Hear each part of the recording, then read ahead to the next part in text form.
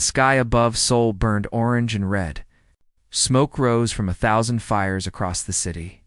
Buildings that had stood for centuries now crumbled into dust. The Korath had come without warning. They had come with death. Admiral Kong Tae stood on the bridge of his warship, the Eternal Dawn, watching his world die. His hands gripped the railing so hard his knuckles turned white. Around him, officers shouted orders, alarms screamed, and chaos ruled. But Kong Tae heard none of it. He only saw Earth burning below. The Korath Empire had attacked 3 days ago. 3 days. That was all it took to bring humanity to its knees. Their ships had appeared from nowhere, hundreds of them, blocking out the stars like a swarm of metal locusts. Earth's orbital defense platforms had fired everything they had. It was not enough. It was never going to be enough. Admiral, a young officer said, her voice shaking. The Council has sent the order. We are to stand down. Earth has surrendered. Kong Tae did not move. He continued staring at the burning planet below. Admiral, did you hear me? We have to. I heard you, Kong Tae said quietly. His voice was calm, but there was something dangerous in it. Something cold. Tell me, Lieutenant, do you have family down there? The young officer, Park Woo, swallowed hard. Yes, sir. My mother. My 2 sisters. They were in Busan. Busan was hit in the first wave, Kong Tae said. It was not a question. Park Woo nodded. His eyes were red, but he did not cry. He had no tears left. Kong Tae finally turned to face his crew. They looked at him with desperate eyes. They wanted him to tell them what to do. They wanted him to make sense of this nightmare. But there was no sense to be made. There was only survival. The Council has surrendered, Kong Tae said loudly, so everyone on the bridge could hear. But I have not, and I will not. He walked to the center of the bridge, his boots clicking against the metal floor.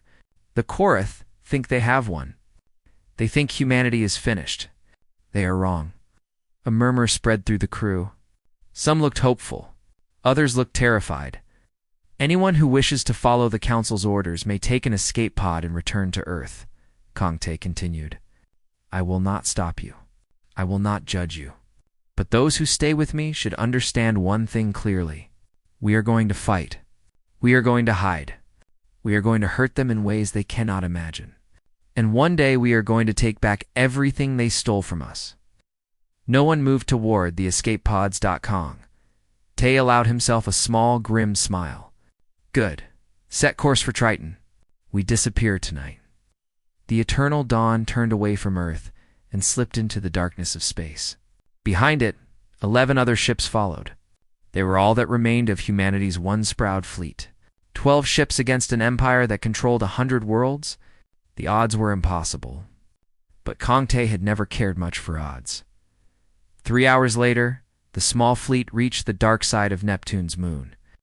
Triton was a frozen wasteland, ignored by everyone, perfect for hiding. The ships powered down their main systems and went silent. In the cold darkness of space, they became invisible. Kong Tae called a meeting in the cargo bay of the Eternal Dawn. The commanders of the other ships gathered, along with key officers. Among them was Yoon Ha-na, the fleet's chief engineer. She was a small woman with sharp eyes and oil-stained hands. She had been working non-stop since the invasion began, keeping ships running with nothing but spare parts and determination. We need to assess what we have, Kong Tae said. Ships, weapons, supplies, everything. The reports were grim. Most ships were damaged. Ammunition was low. Food would last maybe 3 months. Medical supplies were almost gone. It was not an army. It was barely a resistance. But then Yoon Ha-na spoke up. Before I evacuated the Seoul research station, I grabbed something, she said. She pulled a small data chip from her pocket and held it up. Project Hammer. The Council banned it 5 years ago. They said it was too dangerous, too unpredictable, too cruel for civilized warfare. Kong Tae raised an eyebrow. What does it do? It destabilizes energy shields, Yoon Ha-na explained. Korath shields, specifically. One blast from this weapon, and their ships become defenseless. The problem is, the device is unstable. Deploying it requires getting extremely close to the target, Suicide mission close. The room fell silent. Can you build it? Kong Tae asked. Yoon Hannah met his eyes. Give me time and resources, and yes, I can build it. Then build it. Meanwhile, across the galaxy, the Karath celebrated their victory. High Lord Vex, Supreme Commander of the Korath Empire, stood on the steps of the ruined Sol Parliament building. Cameras broadcast his image to every corner of known space. Behind him, human prisoners knelt in chains, their heads bowed in defeat. Let this be a lesson to all species, Vex announced, his deep voice echoing across the plaza. Humanity challenged the might of the Korath. Humanity has been crushed. Any who dare resist our rule will share their fate. Commander Thal, Vex's most trusted general, stood beside him with a proud smile. The humans fought harder than expected, he admitted.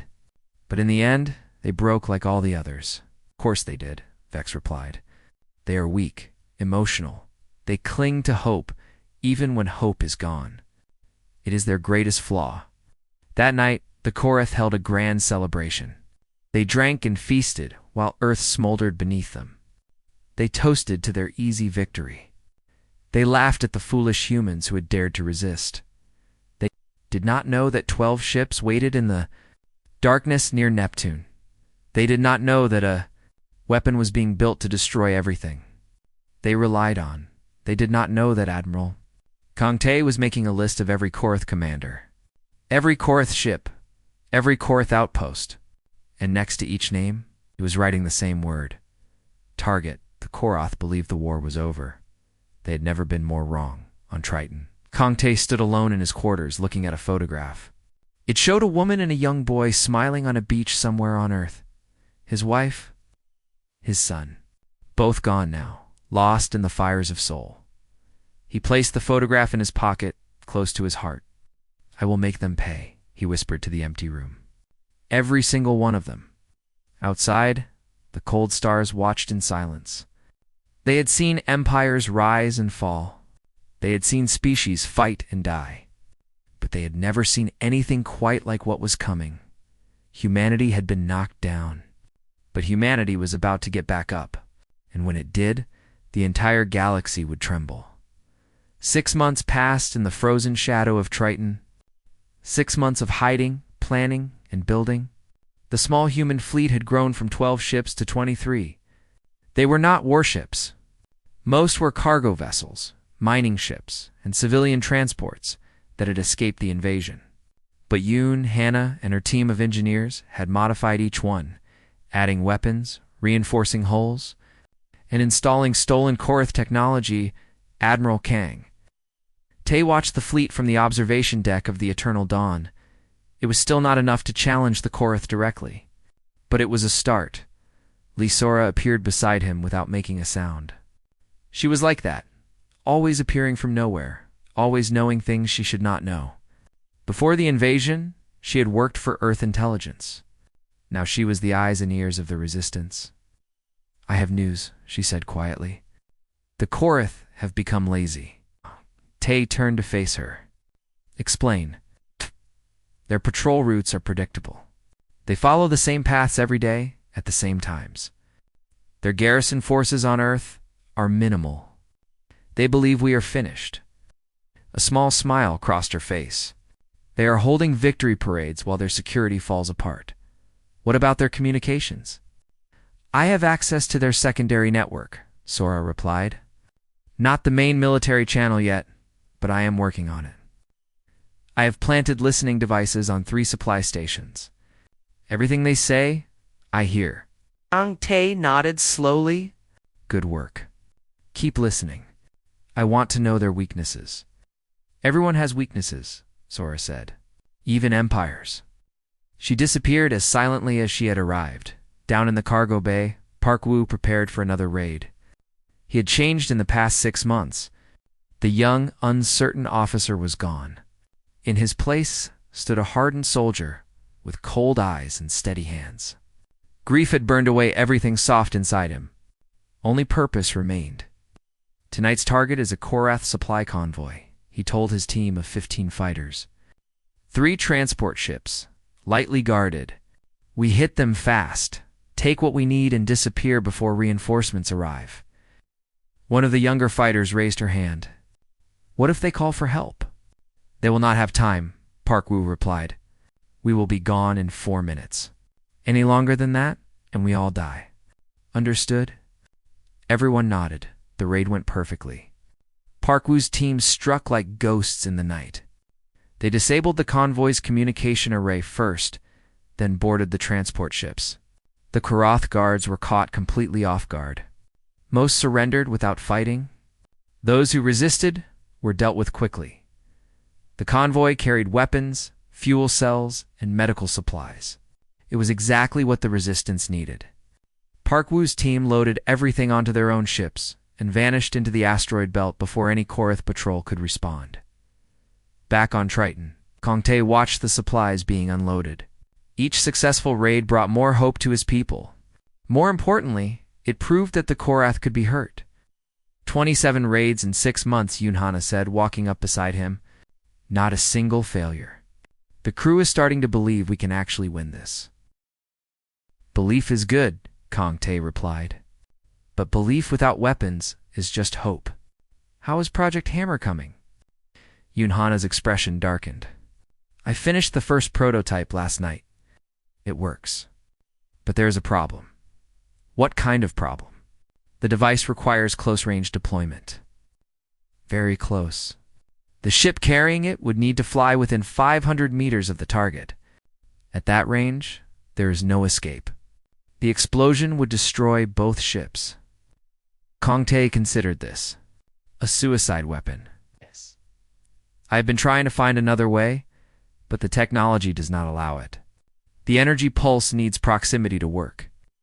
Keep trying, Kong Tae said. But also build more prototypes. If we need someone to make that sacrifice, I want to make sure it counts. Yunhana nodded and returned to her workshop. Meanwhile, across the galaxy, other species watched the growing resistance with great interest. The Rin Collective, a federation of smaller worlds that had long suffered under Korath threats, held secret meetings in hidden locations. The humans are still fighting, the Rin ambassador said to his council. Against all logic, against all odds, they refuse to die. They will fail, another council member replied. The Korath are too powerful, perhaps, but perhaps not. The ambassador leaned forward. If the humans weaken the Korath enough, we could act. We could finally break free. That is a dangerous gamble. Freedom is always a gamble. The question is whether we are brave enough to take it. Similar conversations happened in the Helix Federation. Among the traders of the Outer Rim, and in dozens of other places where species had grown tired of Korath rule, humanity's resistance was becoming a symbol, a spark that could ignite a much larger fire. Lisora intercepted communications that confirmed this growing interest. She reported back to Kong Tae immediately. We are not alone, she told him. Others are watching. Others are waiting. Waiting for what? For proof that we can actually hurt the Korath. Really hurt them. Not just raids and stolen supplies. Something big. Something that makes the entire galaxy take notice. Kong Tae understood. The raids had built his fleet and boosted morale. But they had not changed anything strategically. The Korath still controlled Earth. They still controlled 100 worlds. To truly turn the tide, he needed to do something dramatic. He called a meeting of his senior officers. We need a target, he announced. Something that will make the Korath bleed. Something that will show the galaxy we are serious. Suggestions. Beakday, the veteran pilot who commanded the Resistance's only carrier ship, the Undying, spoke up. The shipyard near Mars. The Korath are building new warships there. It is the heart of their occupation infrastructure. Destroy it, and you cripple their ability to project power in this system. The shipyard is heavily defended, Park Woo pointed out. At least 30 warships guarded at all times. Then we need to be smarter than them, Beakday replied. We cannot win with strength. We must win with surprise. Kong Tae looked around the room. Every face showed determination. Fear too, but mostly determination. These people had lost everything. They had nothing left to lose. "Begin planning the operation," Kungtae ordered. "We hit the shipyard in 3 weeks. I want every detail perfect. Every variable accounted for. If we fail, humanity dies. If we succeed, the galaxy changes forever."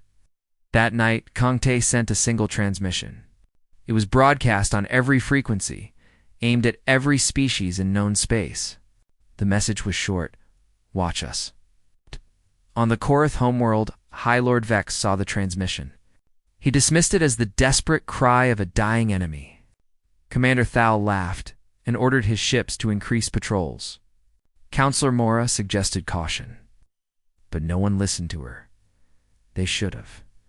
In the darkness of Triton, 23 ships prepared for war. Engineers worked through the night. Pilots trained in simulators. Soldiers checked their weapons. Again and again, Yunhana finished 2 more. Project Hammer prototypes. Park. Wu memorized the layout of the Mars shipyard. Until he could see it in his dreams, Lee Sora cracked. The Korath military communication. Networkin began feeding false information, and Admiral Kang. Tay stood alone on the observation deck watching the stars.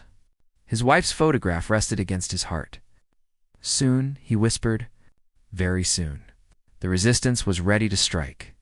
And when they did, the Korath would learn a lesson they would never forget. Humanity did not surrender. Humanity did not give up. Humanity fought until the last breath, the last bullet, the last heartbeat. The Korath had celebrated too soon. Now it was time to make them regret it. The Mars shipyard floated in orbit like a metal monster, all sharp edges and glowing lights.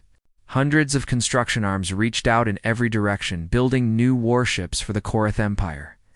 Around it, 32 Korath destroyers stood guard, their weapons ready, their crews confident. No enemy had ever attacked this deep into Korath territory. No enemy would dare. Commander Thal watched the construction progress from his flagship, the Iron Fist. He was proud of this shipyard. Under his command, it produced 4 new warships every month. In a year, the Korath would have enough ships to conquer 10 more systems. In 2 years, they would be unstoppable. "Sir," an officer reported, "sensors are detecting a single vessel approaching. Human signature." Thal raised an eyebrow. "One ship." "Just one?" "Yes, sir. It appears to be a carrier-class vessel. Old design. Minimal weapons." Smile spread across Thal's face. "The fools. They are attacking us with one ship. Order all vessels to hold position. I want to watch this personally. Sir, should we not destroy them immediately?" "Where is the fun in that?"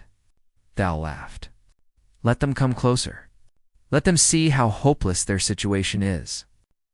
Then we destroy them slowly." Across the void of space, the Undying moved steadily toward the shipyard. On its bridge, Beak Day gripped the controls with calm hands. He had been flying warships for 40 years. He had survived 12 major battles. Today might be his last flight, but he would make it count.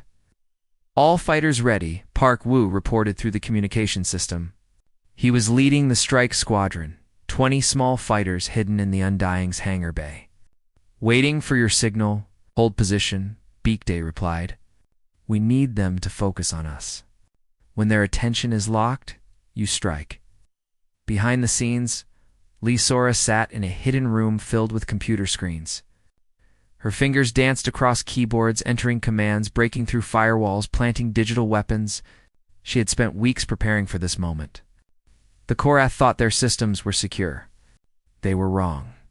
"Malware is in position," she reported. "Waiting for activation." Admiral Kongtae listened from the command center on Triton, light minutes away. He could not be there in person, but he could guide the battle. "Yunhana, are you ready?" "Project Hammer is armed and linked to the Undying," she replied. "Remote detonation is possible, but Beak Day must get within 500 meters. He knows what he is doing." The Undying crossed into the shipyard's defensive perimeter. Thal's ships surrounded it like wolves, circling a wounded deer. On every Korath bridge, crews laughed at the pathetic human vessel. Thal opened a communication channel. "Attention, human ship. You have entered Korth space. Surrender immediately, and your death will be quick. Resist, and we will make it last for days. Beak Day's weathered face appeared on Thal's screen. I have a message for you, Commander. From Admiral Kung Tae. And what does the dead Admiral have to say? Beak Day smiled. It was not a friendly smile. He says you've celebrated too soon. Before Thal could respond, chaos erupted. Lysora activated her malware. Across every Korth ship, targeting systems crashed. Weapons froze. Navigation displays showed nothing but static. For 90 critical seconds, the mighty Korth fleet was blind. Beak Day roared. The Undying's hangar doors burst open. 20 human fighters shot out like arrows, weaving between confused Korth destroyers. Park Woo led the charge, his ship twisting through enemy fire that was wild and uncoordinated. Target the shipyard's support struts, Park Woo ordered. Take out the arms first, then hit the core. Missiles streaked through space. Explosions blossomed across the shipyard's surface. Construction equipment shattered. Unfinished warships broke apart. Commander Thal screamed at his officers. Get the systems back online. Kill them! Kill them all! But it was too late.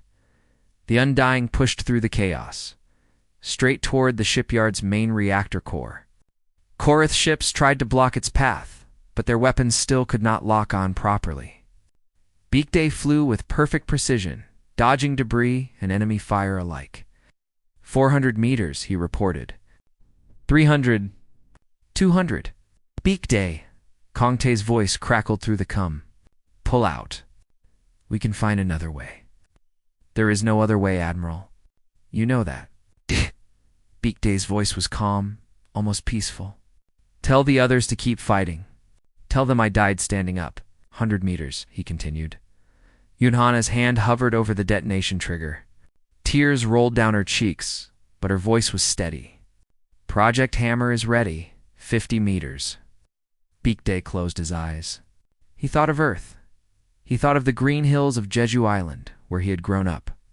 He thought of his daughter, lost in the first attack. He would see her again soon. 0. Yunhana pressed the trigger. The universe turned white. The energy pulse from Project Hammer ripped through the shipyard's shields like they were made of paper. The reactor core, suddenly exposed, went critical. A chain reaction began, jumping from one section to another. In 3 seconds, the entire shipyard became a ball of fire and destruction. The explosion was so bright it was visible from Earth's surface park. Wu and his fighters barely escaped the blast radius. 8 ships made it out. 12 did not, but they had done it. The impossible target had been destroyed. Commander Thal's flagship was crippled by the shockwave. Half his crew was dead. His precious shipyard was gone, nothing left but floating debris. He stared at the wreckage, unable to believe what had happened. Retreat, he ordered, his voice hollow. All ships retreat. The surviving Korath vessels limped away, broken and humiliated. On Triton, the command center erupted in cheers. Officers hugged each other. Some cried. They had won. Against impossible odds, they had actually won. But Admiral Kong Tae did not celebrate. He stood silently, watching the distant explosion fade on his screen. Beak Day was gone. The Undying was gone. Victory had come at a heavy price. Send the footage to every system in the galaxy, Kung Tae ordered quietly. Every species, every world, every station. I want everyone to see what humans can do. Within hours, the video of the shipyard's destruction spread across known space. Species that had never heard of humans suddenly knew their name. Species that had thought humans were finished suddenly reconsidered. Kong Tae recorded a message to accompany the footage. His face filled screens on 1,000 worlds, his voice calm but filled with iron. Now we are not conquered. We are not defeated. We are humanity, and we are just getting started. On the Korath homeworld, High Lord Vex watched the message in silence. Counselor Mora stood beside him, her expression troubled. They should have died, Vex said slowly. They should have broken like all the others. They are not like the others, my lord. I warned you of this.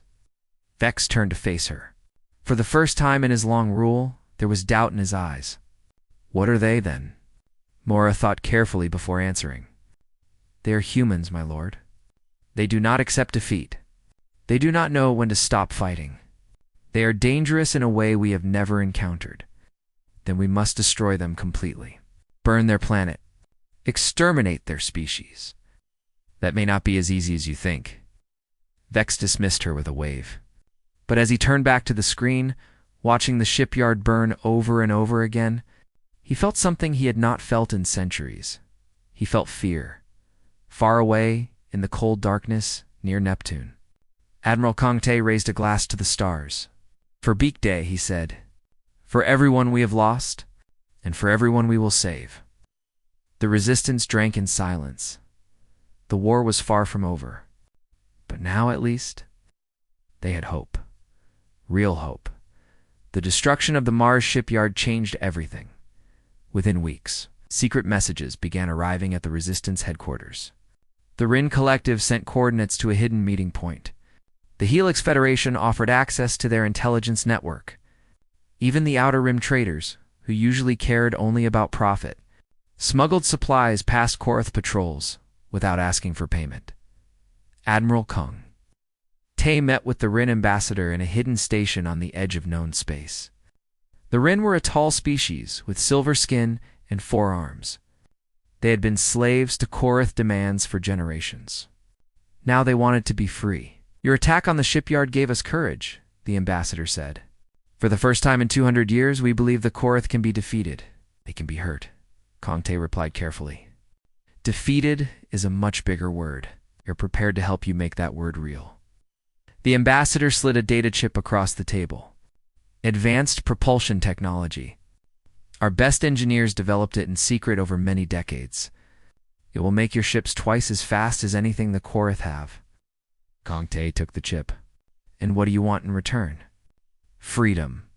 When the Korath fall, we want our worlds back. All of them. When the Korath fall, every species will be free. I give you my word. They shook hands, sealing the alliance. Similar deals were made with the Helix Federation and other groups. The Resistance was no longer alone. It had become the center of a growing rebellion, a coalition of species united by a common enemy. But the Korath were not idle. High Lord Vex summoned his war council to plan humanity's complete destruction. Commander Thal, humiliated by the shipyard disaster, begged for a chance to redeem himself. Give me the Grand Fleet, Thal pleaded. 300 warships? I will burn Earth to ash. I will hunt down every human ship and destroy them. I will leave nothing behind but dust and silence. Vex considered the request. You failed once already. Why should I trust you again? Because I have learned from my failure. I underestimated them before. I will not make that mistake again. I will crush them without mercy. After a long moment, Vex nodded. You have your fleet. Do not disappoint me again. Thal bowed deeply. Earth will burn within 3 months. Lisara intercepted the War Council's communications through her network of hidden devices. She brought the information directly to Kongte. They are sending everything, she reported. 300 warships? The largest fleet in Korath history. They plan to glass Earth from orbit. Complete destruction. No survivors. Kongte received the news in silence. Around him, his officers looked pale. Even with their new allies, the Resistance had fewer than 50 combat-capable ships. Against 300 Korath warships, they had no chance in a direct battle. There must be a way, Park Wu said. There is always a way. Not this time. Lisora replied quietly. I have run every calculation. Every strategy ends in defeat. We cannot stop that fleet. The room fell into heavy silence. Then Yunhana spoke up. We cannot stop the fleet, but we can change the equation. Everyone turned to look at her. I have been working on an enhanced version of Project Hammer, she explained. Bigger. More powerful. Instead of destroying shields on a few ships, this device could disable all technology on an entire planet. That is impossible, Park Wu said. but I found a way. Yunhana pulled up holographic blueprints. The problem is delivery. The device is too large for a missile. It has to be carried by a ship. And that ship would have to bypass the entire Korath armada, travel to the Korath homeworld, and deploy the weapon there. Kong Tae studied the blueprints. If we could do that, what would happen? Their homeworld would go dark. No power, no communications, no defenses. It would not kill anyone directly, but it would throw their entire empire into chaos. And more importantly, it would terrify them. They would feel what we felt when they attacked Earth. But how do we get a ship past 300 warships? Lisora leaned forward. We do not. We make them focus on something else. On Earth. On us. While they are busy trying to destroy us, one ship slips away in the chaos. The plan began to take shape. It was desperate, crazy, and probably suicidal. In other words, it was exactly the kind of plan humanity specialized in. Kong Tae called Beak Day's replacement. A veteran pilot named Chohan. He was older even than Beak Day had been, with gray hair and a face full of scars. He had flown in wars that most people had forgotten. I need someone to fly to the Korath homeworld, Kong Tae said. Alone, through enemy territory, carrying a weapon that might not work. There is a very good chance you will not come back. Chohan listened without expression. When Kong Tae finished, the old pilot simply nodded. When do I leave? When the battle begins? When every Korathai is focused on Earth? I will be ready. The next 3 months were a hurricane of activity. The Resistance fleet grew to 47 ships, as allies contributed vessels. Park Woo trained new pilots day and night. Yunhana finished the enhanced Project Hammer device and installed it on a modified stealth ship. Lisora planted sleeper agents on Korath vessels disguised as maintenance workers and servants. On Earth, the enslaved population received secret messages from the Resistance. They began preparing for liberation, hiding weapons, memorizing evacuation routes, and watching the sky for the first sign of battle, finally. The day came. The Korath armada appeared in Earth's outer orbit like a wall of death. 300 warships arranged in perfect formation. Commander Thal stood on the bridge of his new flagship, the Hammer of Korath, eager for revenge. Begin the bombardment, he ordered. Burn everything. But before the first shot could be fired, Kong Tae's fleet emerged from hiding. 40-7 ships faced 300. It was not a battle. It was a statement. Kong Tae broadcast a message on all frequencies. His voice was calm, almost casual. Commander Thal, you think you have one before the fight has even started? You think your numbers make you invincible? But numbers mean nothing when you face people who are not afraid to die. We are humanity. We have already lost everything, and that makes us the most dangerous enemy you will ever face. Thal laughed. Brave words from a dead man. Destroy them. The Korath armada opened fire, and in that moment of chaos, of fire and death and screaming ships, a single stealth vessel slipped away. Chohan, alone in the darkness, set his course for the Korath homeworld. No one noticed him leave. The battle raged around. Human ships died in flames, but they took Korath vessels with them. Lisora's sleeper agents sabotaged enemy ships from the inside. Park Woo led impossible attacks that carved holes in the Korath formation. Yunhana's engineers kept damaged ships fighting long past their breaking points. It was not enough to win, but it was enough to survive. And far away, moving through the emptiness of space, Chohan flew toward humanity's last hope. For Earth, he whispered to himself. For everyone who fell, the fate of two. Civilizations now rested on one old pilot and one untested weapon. The galaxy held its breath.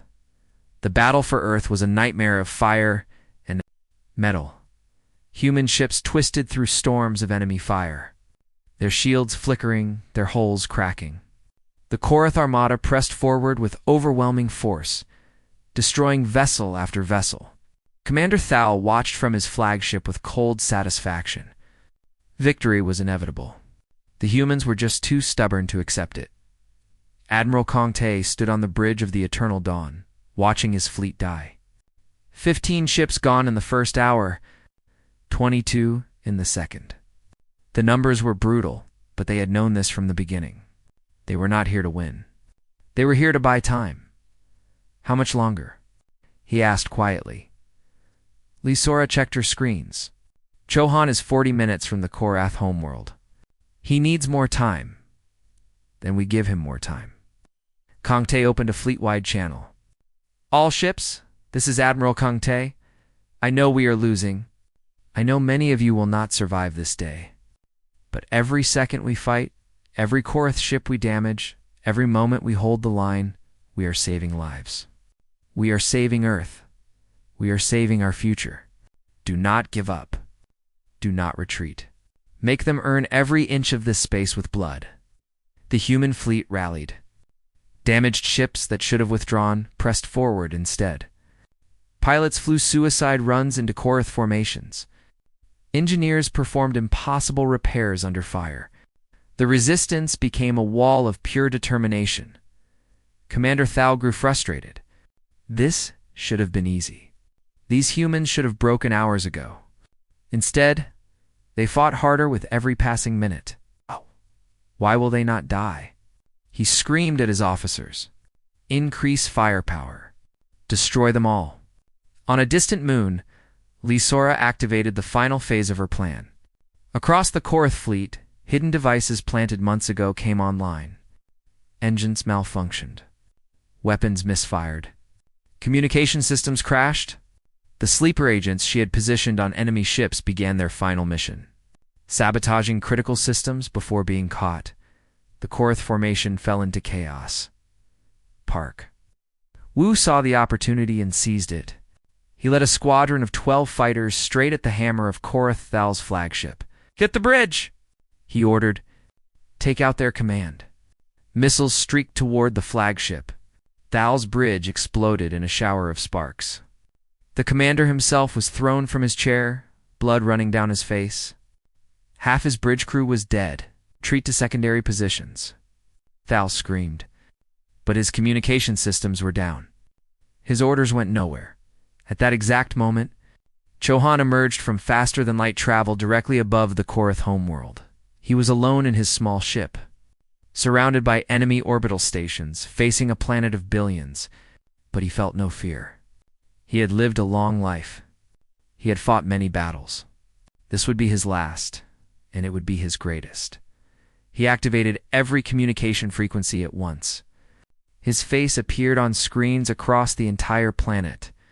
Korath civilians stopped what they were doing and stared at the human pilot who had somehow appeared in their sky. People of Korathon, Chohan said, his voice steady. Your leaders told you that humanity was defeated. They told you we were weak, broken, finished. They lied. Across the planet, billions watched. Right now, your armada is failing at Earth. Your commanders are dying. Your ships are burning. And I am here, above your homeworld, carrying a weapon that will change everything. High Lord Vex watched from his palace, his face pale with shock. Counselor Mora stood beside him, silent. This weapon will not kill you, Chohan continued, but it will remind you what fear feels like. It will remind you that actions have consequences. You attacked our world. You killed our families. You tried to erase our species from existence. Now you will understand what that feels like. Press the activation button. The enhanced Project Hammer device released its energy pulse in a massive wave. It spread across the planet like a ripple on water. Wherever it touched, technology died. Power grids went dark. Communication towers fell silent. Defense systems shut down. Vehicles stopped moving. Lights went out. In seconds, the Korath homeworld went completely dark. For the first time in 1,000 years. The center of the Korath Empire was powerless. Back at Earth, news of the homeworld's fall spread through the Korath Armada. Officers saw their homeworld go dark on their screens. Their families were down there. Their lives, everything they had built. Panic spread like wildfire. Commander Thal, bleeding and desperate, tried to rally his ships. But no one was listening anymore. Korath vessels began breaking formation, turning toward home, abandoning the battle, and then the Rin fleet arrived. 50 warships emerged from faster-than-light travel, cutting off the Korath escape route. The Helix Federation fleet appeared moments later with 30 more. The allies, Kong Tae, had gathered over months of patient diplomacy, had come to finish the fight. The Korath armada was surrounded, outgunned, outmaneuvered. Commander Al slumped in his damaged chair. His face showed nothing but defeat.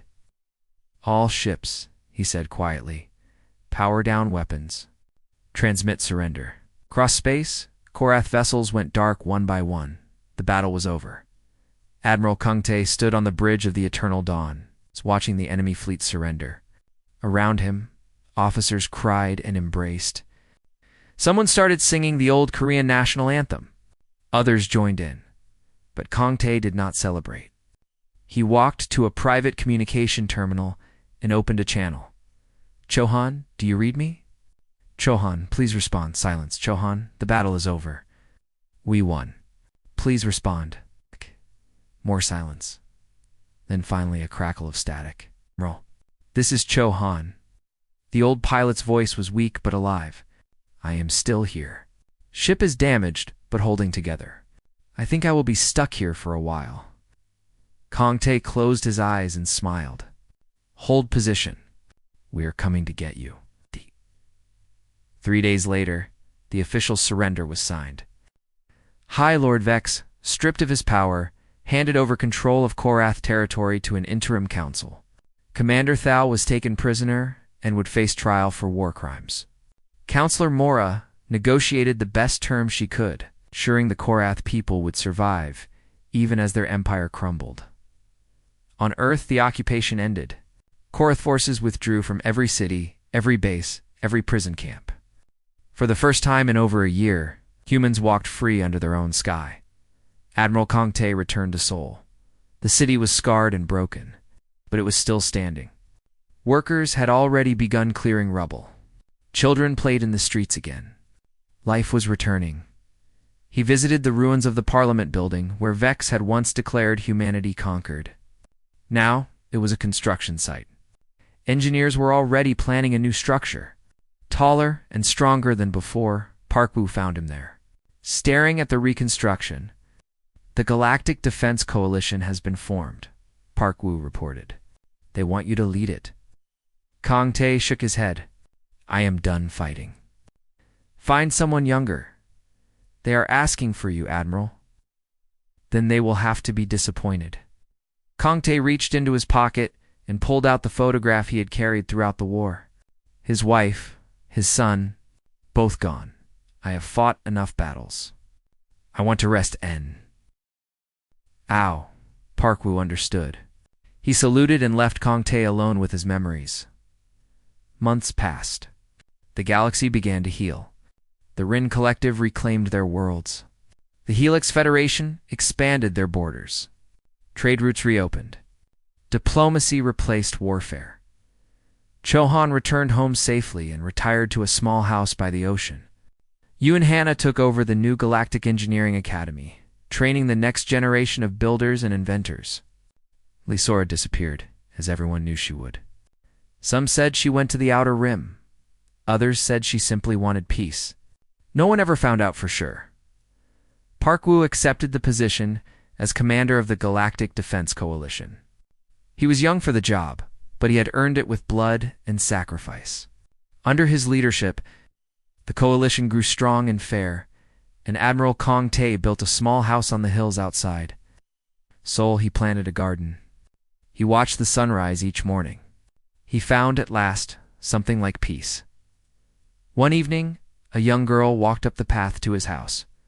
She was maybe 10 years old, with curious eyes and a data pad in her hands. "Are you Admiral Kong Tae?" she asked. "Just Kang Tae now. I am not an admiral anymore. I am doing a school project about the war. My teacher said you were the one who saved humanity." Kong Tae smiled sadly. "Many people saved humanity. I just happened to be in charge.